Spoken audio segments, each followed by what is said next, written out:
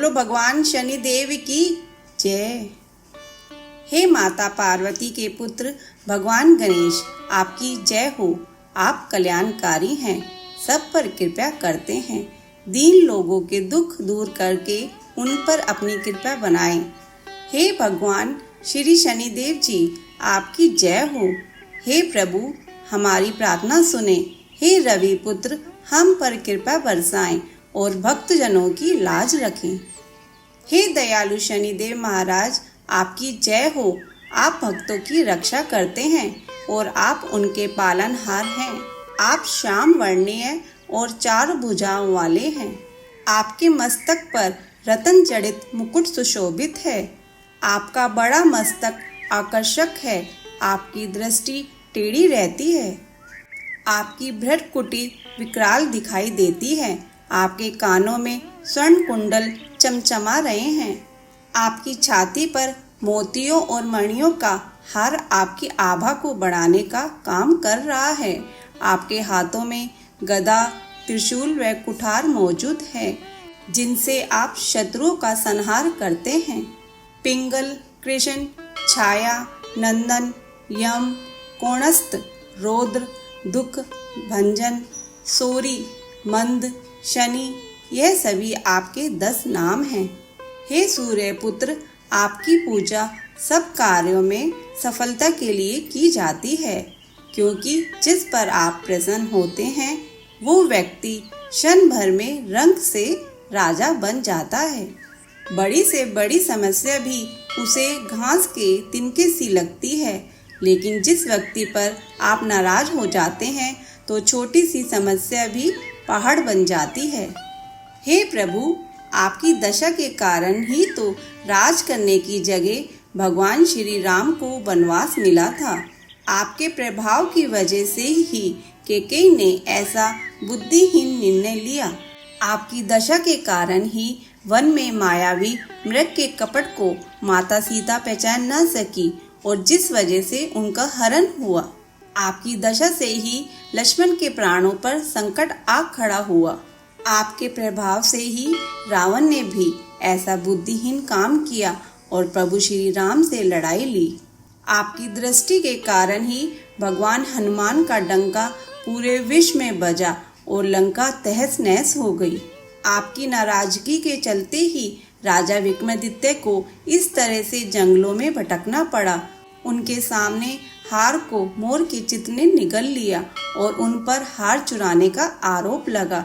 इसी 9 लाख के हार की चोरी के आरोप में उनके हाथ पैर तुड़वा दिए गए और विक्रमादित्य को तेली के घर कोलू चलाना पड़ा। लेकिन जब दीपक राग में उन्होंने प्रार्थना की तो आप प्रसन्न हुए और आपने फिर से उन्हें सुख समृद्धि प्रदान की। आपकी दशा के प्रभाव के कारण ही राजा हरिश्चंद्र की स्त्री तक बिक गई। स्वयं भी डोम के घर पर उन्हें पानी भरना पड़ा। राजा नल व रानी दमयंती को भी कष्ट उठाने पड़े। आपकी दशा के चलते ही भुनी हुई मछली तक वापस जल में कूद गई, जिससे राजा नल को भूखा मरना पड़ा। जब भगवान शंकर पर आपकी दशा पड़ी तो उन्हें माता पार्वती को खोना पड़ा। माँ पार्वती ने हवन कुंड में कूदकर अपनी जान दे दी। आपके कोप की वजह से ही भगवान गणेश का सिर महादेव ने धड़ से अलग कर दिया। पांडवों पर जब आपकी दशा पड़ी तो द्रौपदी को कौरवों द्वारा पीड़ा सहनी पड़ी। आपकी दशा से ही कौरवों की मति मारी गई, जिससे महाभारत का युद्ध हुआ। आपकी कुदृष्टि से तो स्वयं आपके पिता सूर्यदेव भी नहीं बच पाए और उन्हें अपने मुख से लेकर आप पाताल लोक में कूद गए। देवताओं द्वारा विनती करने पर आपने सूर्यदेव को अपने मुख से आजाद किया। हे प्रभु, आपके 7 वाहन हैं, हाथी, घोड़ा, गधा, हिरन, कुत्ता, सियार और शेर। आप जिस वाहन पर बैठकर आते हैं उसी प्रकार का आप फल देते हैं। यदि आप हाथी पर सवार होकर आते हैं, घर में लक्ष्मी का आगमन होता है। यदि घोड़े पर बैठकर आते हैं तो सुख संपत्ति बढ़ती है। यदि गधे पर विराजित होकर आते हैं तो कई प्रकार के कार्यों में अड़चन आती है।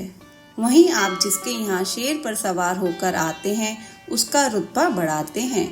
वहीं जब आपकी सवारी सियार होती है तो आपकी दशा से बुद्धि भ्रष्ट हो जाती है। और यदि हिरण पर आप आते हैं तो शारीरिक व्याधियां लेकर आते हैं। जब आप कुत्ते की सवारी करते हुए आते हैं तो किसी बड़ी चोरी की ओर इशारा करती है। इसी प्रकार आपके 4 प्रकार की धातुओं के चरण हैं, जो सोना, चांदी, तांबा व लोहा धातुओं के हैं। यदि आप लोहे के चरण पर आते हैं तो धन, जन या संपत्ति की हानि होती है। वहीं चांदी व तांबे के चरण पर आते हैं तो शुभ फल देते हैं। लेकिन जब आप सोने के चरणों से पधारते हैं तो हर लिहाज में सुखदायक व कल्याणकारी होते हैं। जो भी इस शनि चरित्र का हर रोज पाठ करेगा उसे आपके कोप का सामना नहीं करना पड़ेगा। उस पर शनिदेव हमेशा मेहरबान रहेंगे और उसके शत्रुओं को परास्त कर देंगे। जो कोई भी विधि व नियम अनुसार शनि ग्रह को शांत करवाता है, शनिवार के दिन पीपल के पेड़ को जल देता है, वह दीपक जलाता है, उसे बहुत सुख मिलता है। प्रभु शनिदेव का दास राम सुंदर भी कहता है कि भगवान शनि के सुमिरन से सुख की प्राप्ति होती है और अज्ञानता का अंधेरा मिटकर ज्ञान का प्रकाश होने लगता है। भगवान शनिदेव के इस पाठ को विमल ने तैयार किया है। जो कोई भी इस चालीसा को पूरे 40 दिन तक लगातार पाठ करता है और सुनता है, उस पर शनिदेव की कृपा सदैव बनी रहती है और वो शनिदेव की कृपा से वह भवसागर से पार हो जाता है। बोलो भगवान शनिदेव की जय। ऐसी कथा और कहानियों के लिए हमारे चैनल को सब्सक्राइब करें। धन्यवाद।